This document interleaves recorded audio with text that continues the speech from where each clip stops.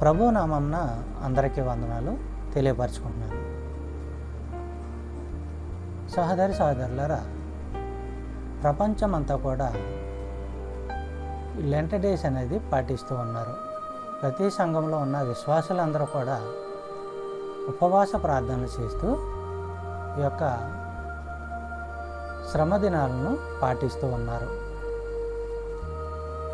ఈరోజు యేసుక్రీస్తు మరణము గురించి తెలుసుకొనుటకు తగిన సమయము. యేసుక్రీస్తు భూమి మీదకి ఎందుకు వచ్చాడు, ఆయన చేసిన కార్యములు, ఆయన పడ్డ శ్రమల గురించి మనకు అందరికీ తెలిసిందే. అయినా మనము మరలా ఒకసారి జ్ఞాపకం చేసుకుందాము. ఈరోజు మనం చెప్పుకునేది ఏంటంటే ఉపవాసం గురించి. చాలామంది విశ్వాసులు, అనేక మంది విశ్వాసులు ఉపవాసము చేస్తూ ఉంటారు, ప్రార్థనలు చేస్తూ ఉంటారు. ఉపవాస ప్రార్థనలో ఉన్న ఫలితాలు ఏమిటన్నది వాక్యం ద్వారా మనకి తెలియవస్తుంది. ఉపవాస ప్రార్థన చేస్తున్నప్పుడు దేవుడు విని జవాబిస్తాడు, సమాధానము ఇస్తాడు. దేవుడికి ఇష్టమైన ఉపవాసం ఏమిటి? మనం చేస్తున్న ఉపవాసము ఆయనకి అంగీకారమా?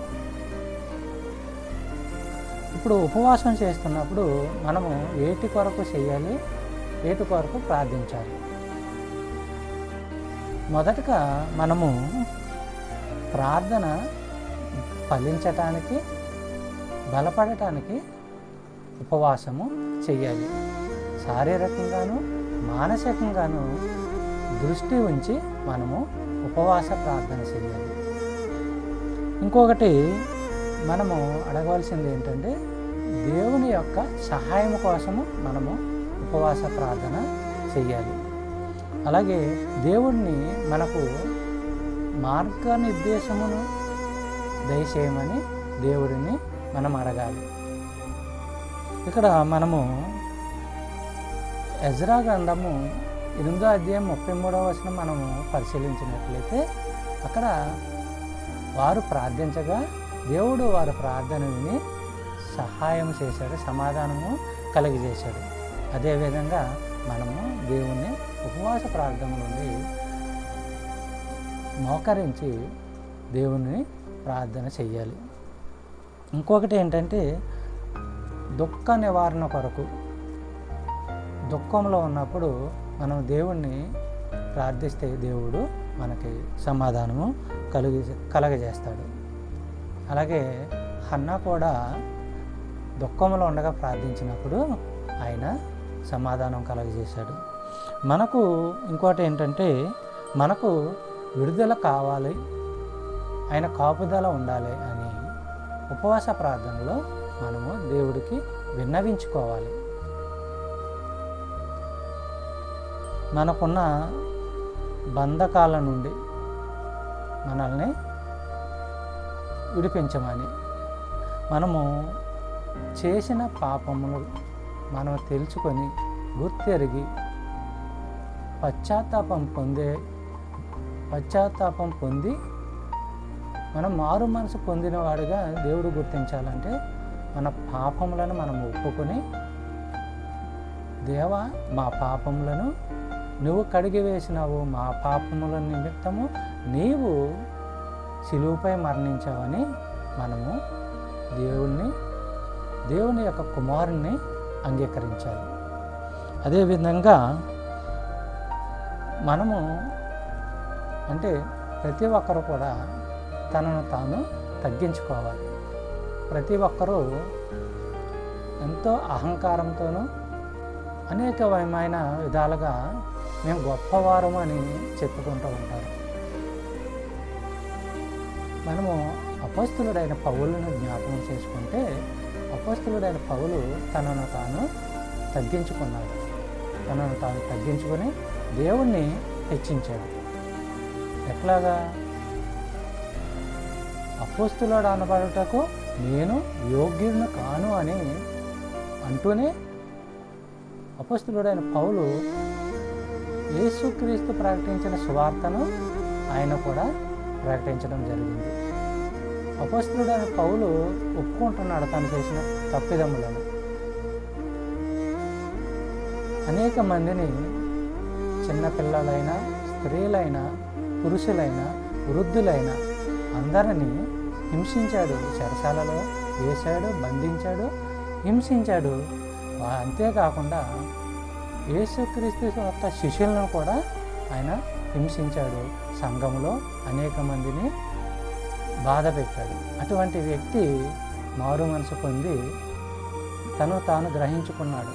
నేను పుట్టినప్పటి నుండే నన్ను దేవుడు ఏర్పరచుకున్నాడు, కానీ నేను ఎరుగగా ఉన్నాను అన్నాడు.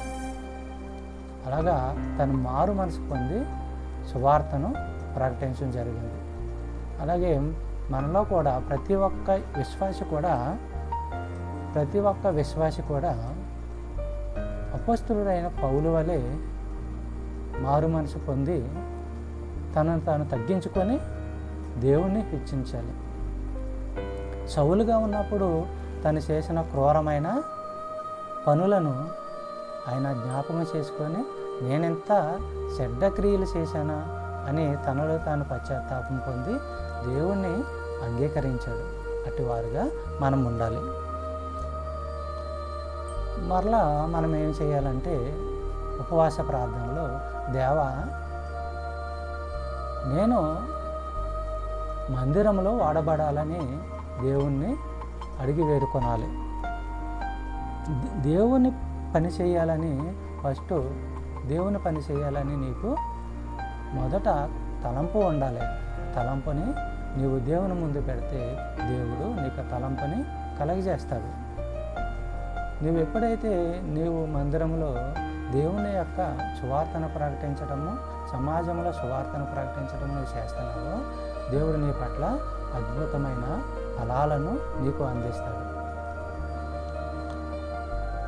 దేవుని యొక్క ఉద్దేశం కూడా మనం ఎరిగిన వారంగా ఉండాలి.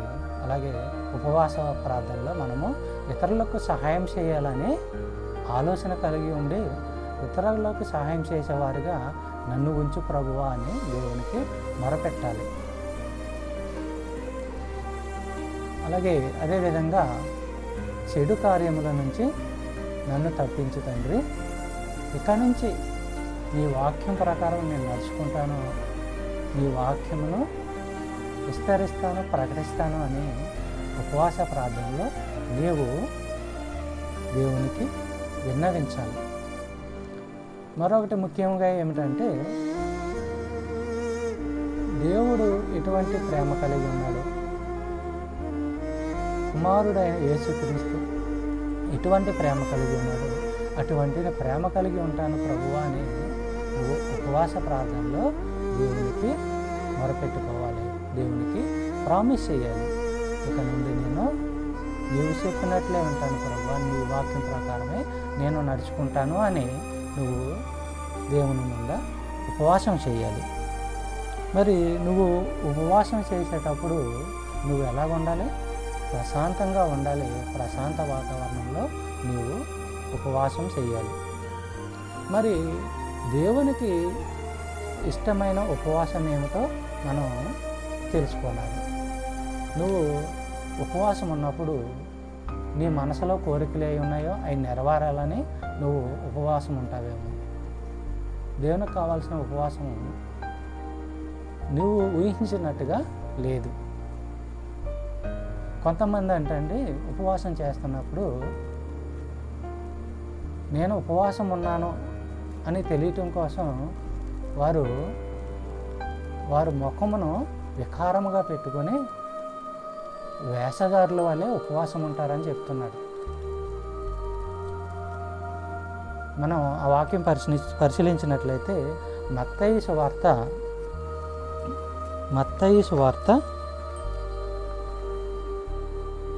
6వ అధ్యాయము, మత్తయి సువార్త 6వ అధ్యాయము 16వ వచనము.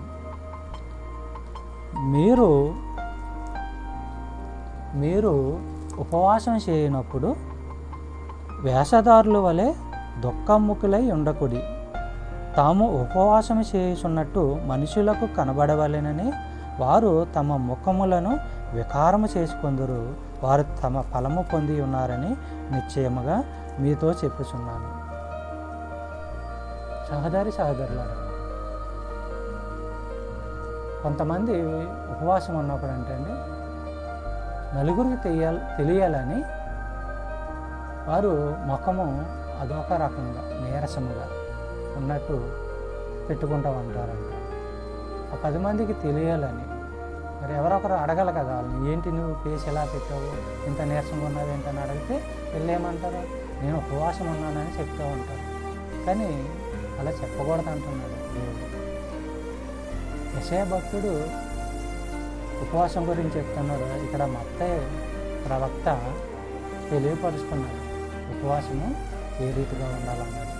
ఉపవాసము ఇలా ఉండకూడదు, దేవునికి ఇష్టము కానిది అని చెప్తున్నాడు.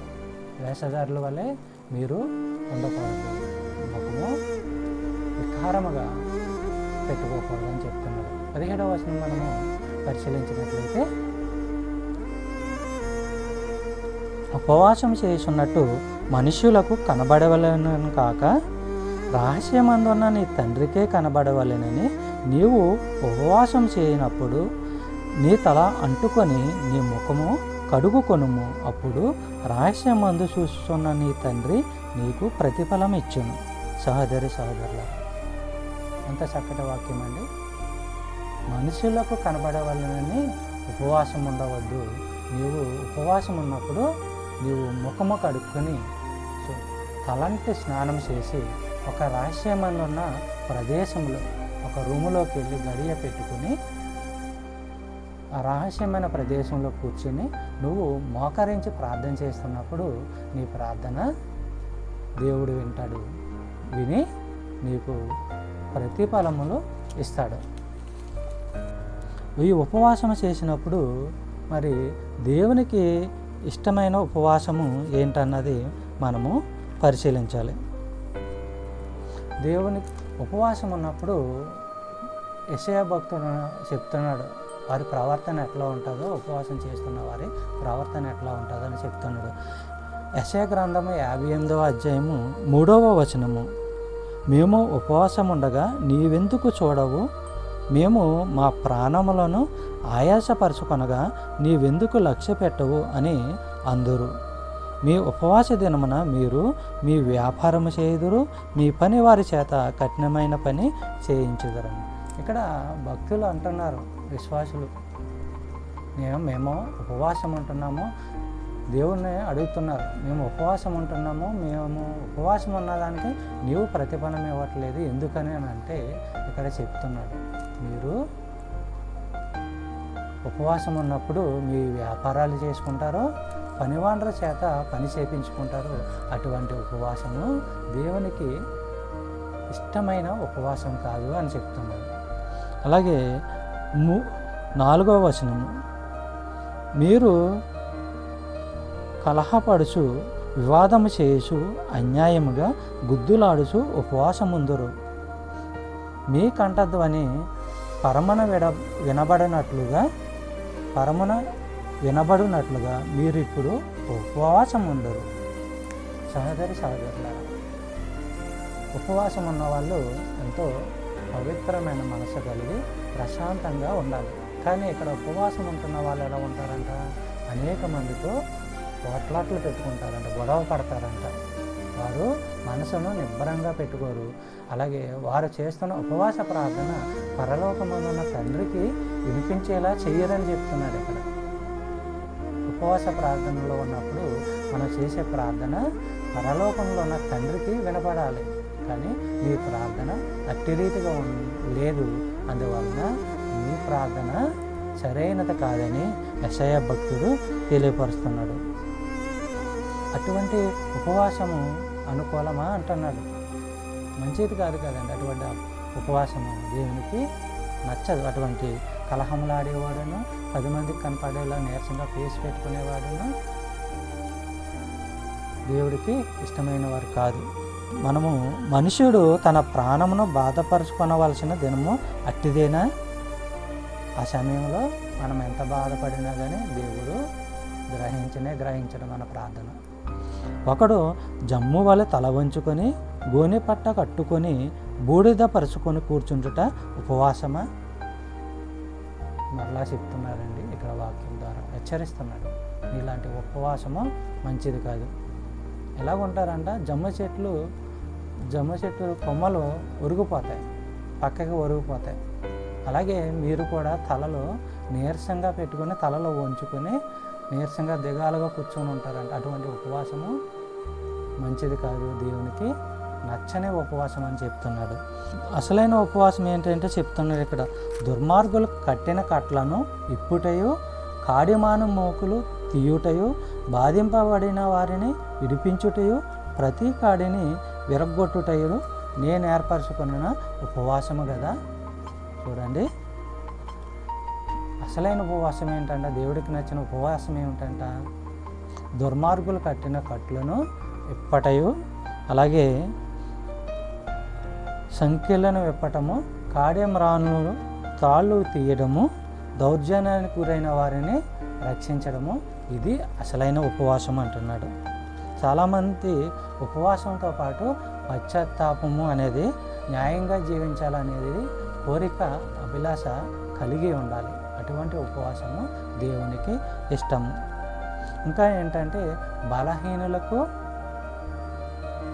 బలహీనులకు సహాయం చేయాలనే తలంపు ఉన్నవారిని దేవుడు ఇష్టపడతాడు. అటువంటి కోరిక ఉన్నవారిని దేవుడు ఆదరిస్తాడు. మనతోటి వారి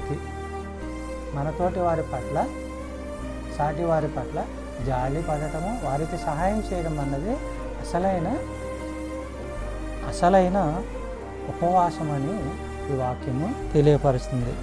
ఇంకా ఏమంటున్నాడంటే అండి, నీ ఆహారము ఆకలి కొన్ని వారికి పెట్టుటయో, నీ రక్త సంబంధికి ముఖము తెప్పించుకుంటుటయో, దిక్కుమాలని బీదలను నీ ఇంట చేర్చుకున్నటయో, వస్త్రహీనుడు నీకు కనబడినప్పుడు వాళ్ళకి వస్త్రములు ఇచ్చుటయో, ఇదియే కదా నాకు ఇష్టమైన ఉపవాసము అంటున్నాడు. ఏమంటున్నాడండి, ఆహారం లేని వారికి, తిండి లేని వారికి ఆహారం పెట్టమంటున్నాడు, బట్టలు లేని వారికి బట్టలు సహాయం చేయమంటున్నాడు, పేదవారిని ఆదుకోవాలి. ఆయనకి ఇష్టమైన ఉపవాసం ఇదంటండి.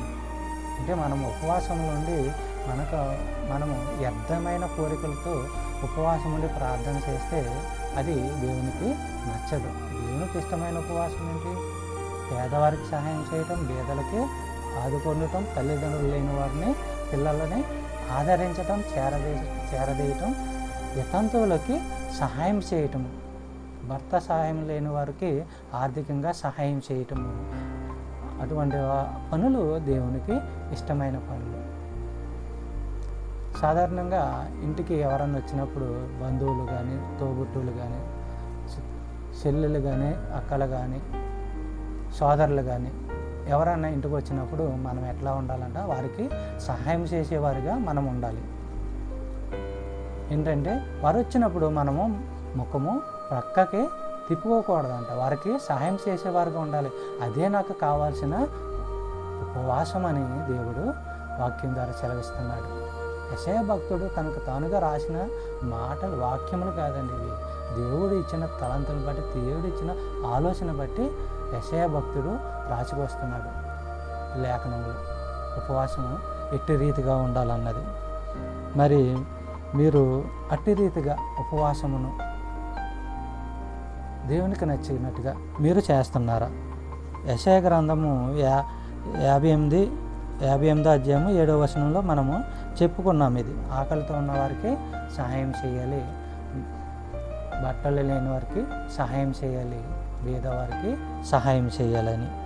9వ వచనం మనం పరిశీలించినట్లయితే, యెషయా గ్రంథము 58వ అధ్యాయం 9వ వచనం మనం పరిశీలించినట్లయితే, అప్పుడు నీవు పిలువగా యెహోవా ఉత్తరమిచ్చును, నీవు మొరపెట్టగా ఆయన నేనున్నాను అనెను.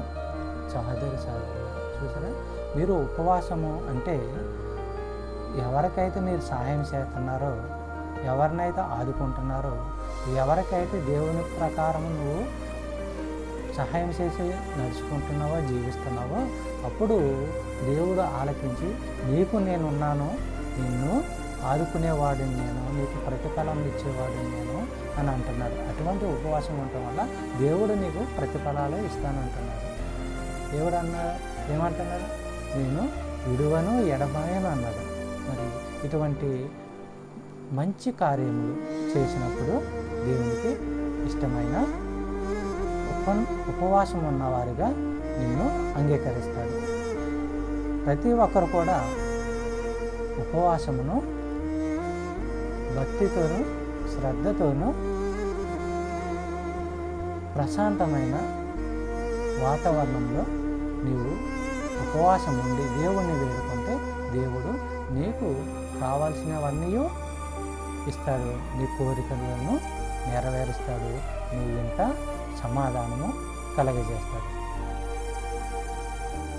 సహోదరి సహోదరులారా, సిలువ పైన యేసు రక్తము కార్చాడు, మన కొరకు రక్తము కార్చాడు, పవిత్రమైన రక్తము. అటు గొర్రెల రక్తమునైనను మేకల రక్తమునైనను పాప పరిహారార్థము రక్తము చిందించవచ్చు కార్చవచ్చు. కానీ దేవుడు ఏం చేశాడు? తండ్రి తన కుమారుణ్ణి ఒక గొర్రె పిల్ల వలె వదకు పంపించాడు. దేవుడు తండ్రి తన కుమారుణ్ణి మానవునిగా భూమి మీదకు పంపించి తన యొక్క పవిత్ర రక్తం చేత మన పాపములను, మన దోషములను, మన శాపములను కడిగివేశాడు. అటు పిమ్మట మనకు పాప విముక్తి అయ్యిందని మనము గ్రహించేవారుగా ఉండాలి. ఈ యొక్క సందేశంతో మీరు ఎంతగానో బలపరచబడాలని, మీరు అనేక మందికి సువార్తను ప్రకటించేవారుగాను ఉండాలని దేవుడిని అడిగి వేడుకుంటున్నాను. మరొక విషయం ఏంటంటే అండి, అపోస్తలుడైన పౌలు అంటున్నాడు, నేను క్రీస్తును పోలి నడుచుకుంటున్నాను, మీరు నన్ను పోలి నడుచుకొనడి అని ప్రజలకు కొలస్సీల సంఘంలోను, ఎఫెసీయుల సంఘంలోను, అన్ని సంఘాలలో కూడా ఆయన తన సాక్ష్యమును చెబుతూ తనను తాను తగ్గించుకొని దేవుణ్ణి హెచ్చించాడు. ప్రతి ఒక్కరు కూడా లేఖనముల ప్రకారం జీవించేవారుగా ఉంటారని ప్రభుపేట ఈ యొక్క మెసేజ్ను సమర్పించుకుంటున్నారు. చెప్పబడిన ఈ యొక్క మెసేజ్ దేవుడు దీవించి ఆశీర్వదించును గాక. ఆమేన్.